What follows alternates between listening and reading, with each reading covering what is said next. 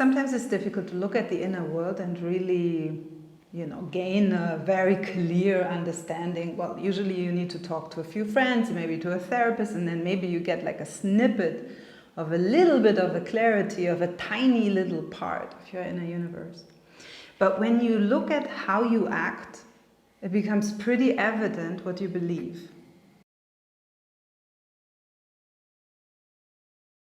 So the exercise has 5 steps, and you will see it's quite, you enter a place that you haven't necessarily, not so many people explore inside.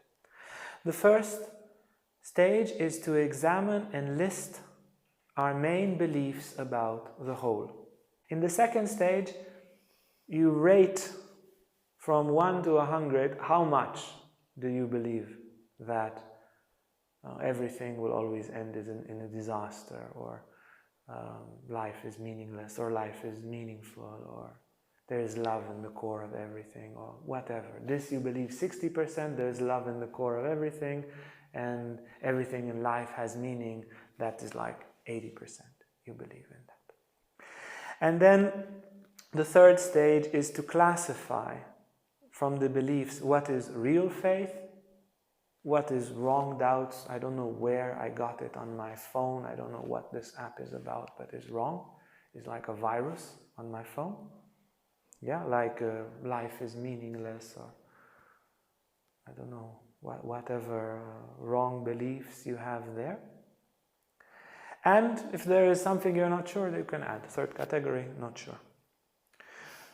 4, we increase the faith to the ones that are faith by bringing light, by wrestling with it, by studying about it, by sharing, by exploring. I have this faith that life has meaning, that everything in life, doesn't matter what, has meaning. But I'm not 100% sure, I'm like 70% sure. Good.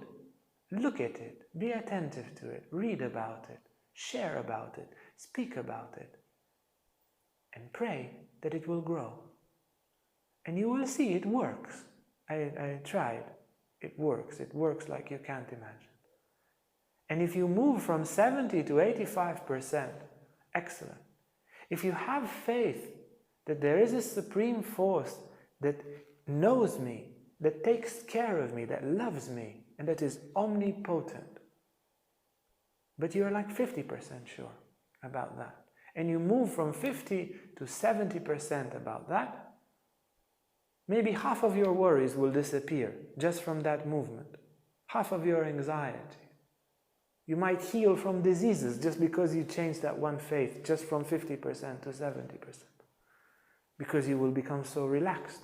You sleep better, you digest better, you interact better. You're not afraid.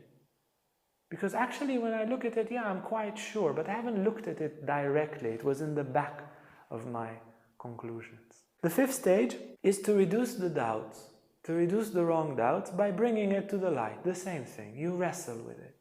You understand, why would I think that life has no meaning? Why would the universe without meaning exist? I have like 40%, I'm saying maybe the universe. Play with it. Can it be? Study about it. Even scientifically, it's quite unlikely that the universe has no meaning. It seems to receive impulses from some supreme consciousness. It's very difficult to explain what's going on otherwise. These are the stages, and now we will look at stage number 1 a bit more in detail, because that's a bit more tricky. Now, what beliefs on the whole? So, examine your beliefs on the whole. You ask, what is the whole? Is it God? Is it the universe? What is the whole for me? Is it life? Is the universe conscious? Is my whole, how I see it, just how I see it, is it conscious? Is it not conscious? Is it good? Is it bad? Is it also good, also bad? Does it have a purpose? No. Does it control everything? Or maybe it's just like in deism, it's created and then it lets go of the universe. What's your concept? Not what you want your concept to be. What is your concept now? Start from there. And then what's my relationship with the whole? Can I know it? Is there love between us? Is that love conditioned? If I eat too much, the universe loves me less? If I was nasty to someone? What do you actually think? And then, how do others fit in the whole? If I have that relationship with the whole, how should I treat others? What do others give me? What shall I give them? Is the whole alive also in other parts, or just in me? Or maybe in no one? So these are the questions, and you have there next to it the picture of little Therese, because it's a very good picture of that little child, those who were in the lecture on Friday, because that's what she had. She had unshakable faith. She had unshakable faith that she's loved. There is a God, God controls everything, and God loves me also when I sleep, when I pray. Because a father will love their child also when they're sleeping. Of course he loves me. And that continuous unshaken faith and love for the whole was enough for her in very short time to become this gigantic saint. It's just to show you, and it's not that God only loves Therese. No, Therese had no doubt. God loves everyone. But Therese had no doubt. So Therese became a mega saint. And we have doubts. So we are as we are, like you see us. But we can do something about it, like this exercise. One comment, like general comment that I want to make, and that you can also add to the exercise optionally, which I find very helpful to contemplate, is, and we were actually just recently talking about this also, that somehow everything that Uriel said in this lecture, you can measure it quite easily when you look at the way that you act. Like if if it's, sometimes it's difficult to look at the inner world and really, gain a very clear understanding. Well, usually you need to talk to a few friends, maybe to a therapist, and then maybe you get like a snippet of a little bit of a clarity of a tiny little part of your inner universe. But when you look at how you act, it becomes pretty evident what you believe, And very easily, because we like to feel good about ourselves, we might bend a little bit our observations about ourselves. And, the mind is just also as a function, it's quite bendy, right? It goes flexible and, it spits out all these different options, and it's not very clear. But actions, they are very, very clear, right? When you look at what you did, how many times did you, for example, talk to your friend about subject X, about money, and then how many times about relationships, and how many times about God. And then you could even connect, those actions of exchange about these subjects, how emotionally charged were they for me? How deep did I go with that? What kind of decisions did I make in the last week, in the last month, in the last year?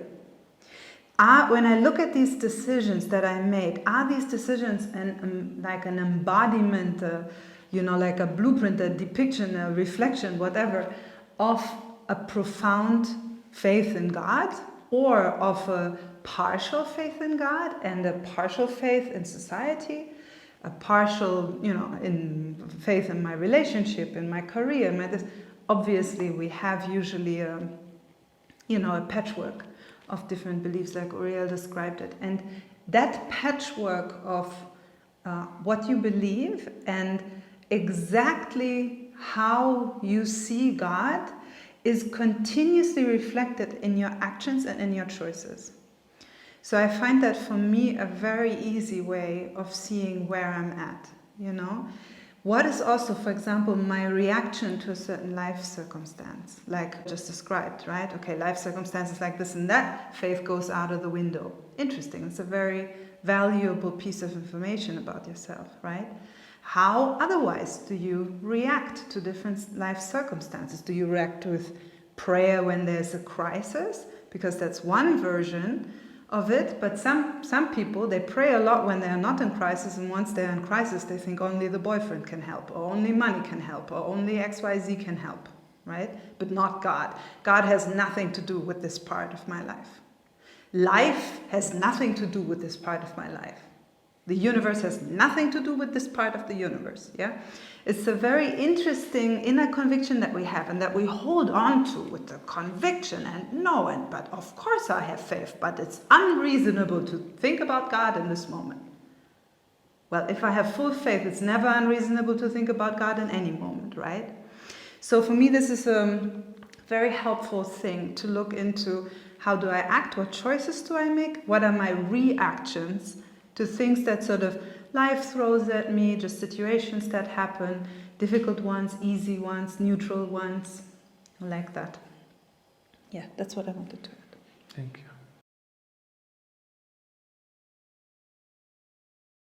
Indeed, something from the outside influences your faith, but it doesn't happen in that moment. You have inside of you already, I will have faith in those conditions.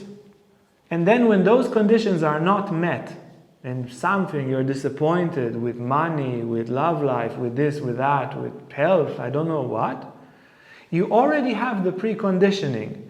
If the situation goes under, like what they do with the COVID now, 5 to 1,000 problems, I go in quarantine, my faith goes in quarantine. Faith, you go in quarantine. Yeah? Now I believe in money. I believe in society. Yeah? So the doubts appear because from the beginning that is conditioned. And as you go, if you would wish to do this exercise, you can check. Now you take the time, you study. Where is my conditioning? Can faith and suffering exist in the same time? Can faith and financial scarcity, can faith and disease exist in the same time? And so forth. You play with it and it says, no, okay, but why not? And when you bring light, you see that even in great difficulties, faith can stand. And even externally is difficult, internally there is peace. Yeah? Therese of Avila, 3 years she was in bed. It took her 3 years to learn to crawl. But her faith stood. Not a moment. That's how she became a saint. In those 3 years in bed, in the 16th century, imagine what kind of toilets they had. That's what she had to go through and the people with her for so many years. But her faith stood. Hey guys, if you like this video, make sure to like and subscribe to our YouTube channel for more content on spirituality, Tantra and more. And if you want to sign up for our online classes or for our retreats, you can see our website on the description below.